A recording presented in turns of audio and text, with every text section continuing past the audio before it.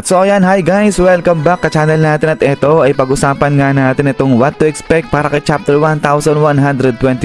So ayan, ay dito sinasabi ng leaker natin na hype itong paparating na chapter na to. Pero bago tayo magsimula, ay kung bago ka pa lang din sa channel natin, ay huwag mo kalimutan mag-subscribe at pakipindot na rin yung notification bell para ma-update ka every time na meron tayong bagong upload. Sige lang naman po at ulit, ay huwag na nga natin patagalin pa.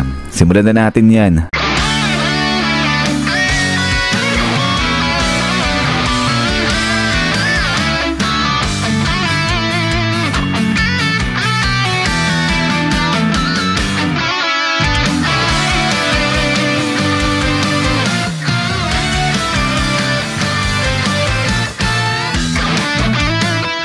At so dito nga tayo magsisimula sa after ng insidente nito sa may Egghead Island. So dito ay naasahan na makikita na nga yung response ng mga tao sa nangyaring insidente nito. Specifically, eto nga yung sa may Revolutionary Army. So dito ay naasahan sa next chapter na makikita na nga natin yung pagkilos na gagawin ng Revolutionary Army. Kasi kung matatandaan ninyo ay di ba nga sabi ni Dragon na once na kumilos na etong Holy Knights ay dyan na nga rin sila magsisimulang kumilos. Pero sa mga nakalipas na chapter kung matatandaan ninyo ay di ba somehow ay kumikilos na paunti-unti itong Revolutionary Army. So sa pamamagitan niyan nung sa pagbablock nila ng mga vessel nga yung may mga dala ng mga pagkain ng mga Celestial Dragon. So gugutumin nila yung mga Celestial Dragon ganyan. So kaya inaasahan sa susunod na chapter ay makikita na natin yung next plan na gagawin nga nito ng Revolutionary Army natin. But anyways ay maliban pa nga rito, inaasahan rin sa susunod na chapter ay yung ipakita rin yung pati dito sa side ni Blackbeard. So dito naman, dahil nga since na na-confirmed na ni Dr. Vegapunk yung patungkol dyan sa katotohanan sa One Piece Treasure, kaya inaasahan na ipakita yung plano o yung kilos na gagawin nito ni Blackbeard. So siguro parang ano lang yan, yung parang sa preparation na gagawin ni Blackbeard kung paano niya kukunin o makikita nga ito One Piece Treasure. So parang glimpse lang ganyan. But anyways, ay pagkatapos dito kay Blackbeard ay sunod naman dyan ay etong sa side din ni Shanks. So ipapakita rin yung response ni Shanks patungkol nga dyan sa nangyaring insidente sa may Egghead. So dito naman kay Shanks ay since na nabanggit niya na nga na eto na yung panahon o yung oras para nga kunin na yung One Piece Treasure na yan, kaya inaasahan sa next chapter na ipakita rin yung plano o yung next action na gagawin nga nito ni Shanks para makuha yung treasure na nga na yun. At saka isa pa ay parang update na rin kung ano na yung nangyari sa grupo nito ni Shanks pagkatapos ng laban niya kay Kid. Kasi pagkatapos nung nalaban niya dun kay Kid, wala tayong nakita o nalaman na update dito nga sa grupo ni Shanks. So kaya yan inaasahan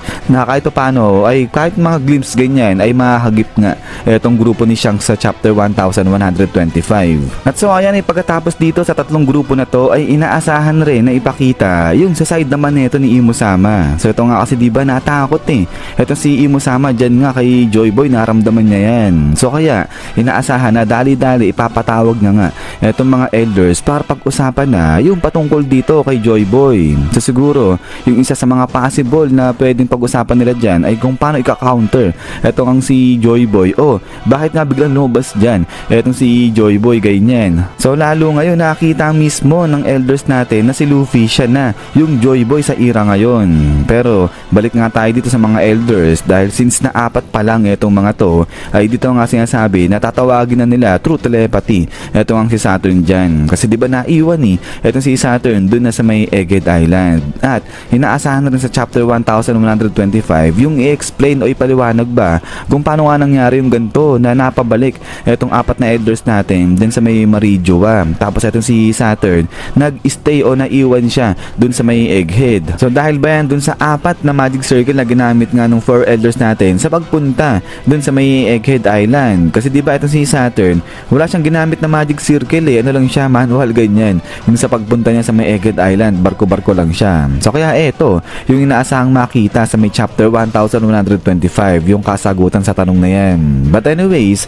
ay speaking dito kay Saturn, ay inaasahan rin na ipakita nga kung ano na yung sitwasyon o yung gagawin ni Saturn dyan na sa may Egghead Island. So ito kita nga na okay na ulit nakapag-regenerate na dyan etong si Saturn. Kaya ngayon ay titignan kung ano na yung next plan na gagawin niya. Especially Luffy dito sa patungkol na kay Mother Flame. So eto, di natin alam kung ano nga yung ginawa ni Saturn dyan kasi nakita niya na etong si Mother Flame, pero not sure kung nakuha niya na ba yan o nandiyan pa rin yan sa may Egghead Island. Pero maliban pa rito kay Mother Flame ay inaasahan ring ipakita pati yung sa side naman neto ni York kung ano na yung status niya kasi wala nang update dito kay York. Ang alam lang natin, ang iniisip neto ni York, siya na lang yung natitirang Vegapunk nga dyan. At ngayon, di natin alam pagkatapos nga nung sa Conqueror's Haki na nilabas nga neto ni Emmet kung ano na yung nangyari dito kay York. Pero parang buhay dyan etong si York. So kaya nga inaasahan na makita kung ano yung gagawin rin ni Saturn dito kay York, kung isasama niya ba yan papunta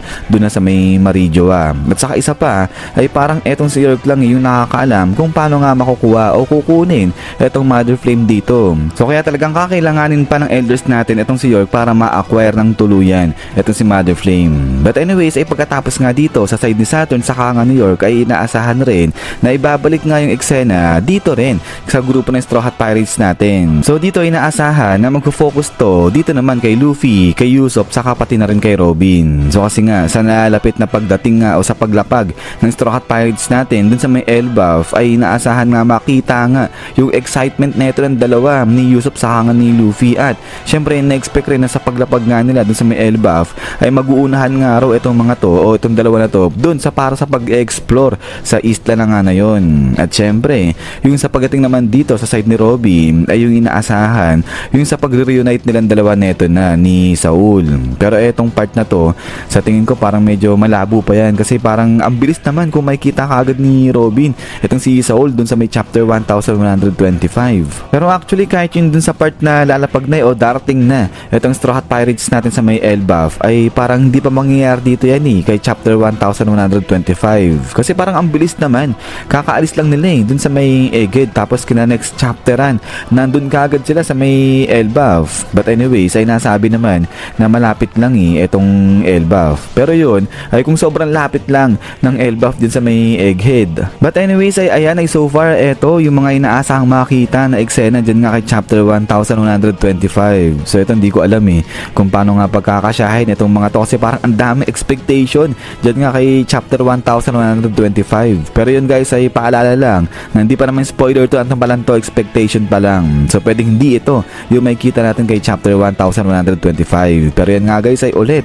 ay maraming salamat sa panonood dito kay What to Expect natin para kay chapter 1125. At ayan ay di ko rin alam kung saan part dito yung hype na sinasabi ng leaker natin. So kaya ayan, pag lumabas na yung spoiler nito o update patungkol dito sa chapter na to ay papresent ko na lang kaagad sa inyo yan guys. Pero yun nga ay ulit maraming salamat sa panonood. So huwag na pala kalimutan na mag-iwan ng like. So yun lang naman, sa laging mag-ingat. God bless niyo lahat at kita-kits tayo ulit.